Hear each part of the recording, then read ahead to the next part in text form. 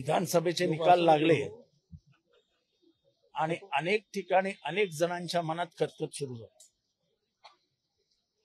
या निकालावर महाराष्ट्राचा विश्वास बसेल कसा असा प्रश्न सर्वसामान्यांना पडला आणि त्यातनं मार्कडवाडीने एक भूमिका घेतली की आपण पोलवरती मतदान घेऊया, बॅलेट पेपरवरती। बॅलेट पेपरवरती घेत असताना निवडणूक आयोग मध्ये आलं। आता निवडणूक आयोगाचं काम काय?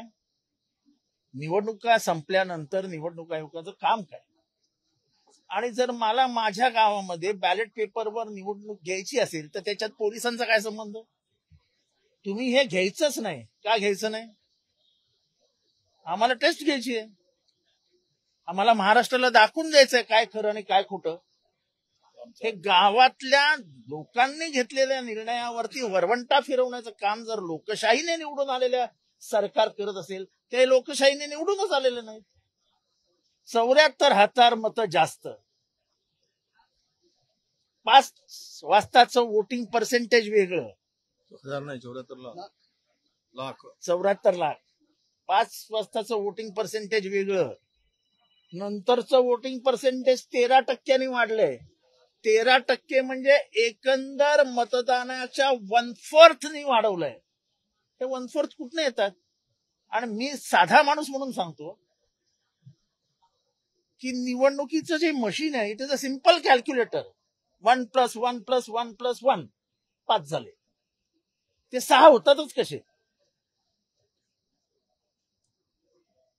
त्याच्यामुळे हा जो काही मी हॅक म्हणणार नाही, पण ही जी काय निवडणूक आयोगाने अरेंजमेंट करून दिलेली व्यवस्थित, त्या अरेंजमेंट बद्दल बोलावंच लागेल। आणि ह्या प्लॅनला उद्ध्वस्त करण्यासाठी जसं महात्मा गांधींनी जेव्हा मिठावरच्या सत्याग्रह सुरू केला तेव्हा मिठावरती टाकलेला कर हा त्यांच्या समोर होता आणि चिमूटभर त्यांनी म्हणजे चिमटीत त्यांनी मीठ उचलला आणि भारताचा इतिहास बदलला। मार्कडवाडी हे आधुनिक भारताच्या मार्ग बदलण्याच्या कामाला सुरुवात करेल। लोकशाही वाचवण्यासाठी एक पुढचं पाऊल असेल, कारण का पवार साहेब उद्या जात आहेत, त्याच्यानंतर राहुल गांधी येत आहेत आणि महाराष्ट्राच्या जनता मनावर घेईल आणि हे सर्वकडे जर पसरलं तर आपल्याला अडचण होईल। म्हणून सरकार हे प्रकरण दाबू इच्छित आहे। तिथे अटक सत्र सुरू झालंय, पण आम्ही मार्कडवाडीच्या लोकांना ग्वाही देतो की आम्ही सगळे आमदार जेवढी ताकद आमच्यात आहे तेवढी ताकद लावून मार्कडवाडीच्या लोकांनी जो लोकशाही वाचवण्याकरता पुढाकार घेतला आम्ही त्यांच्या बरोबर आहोत।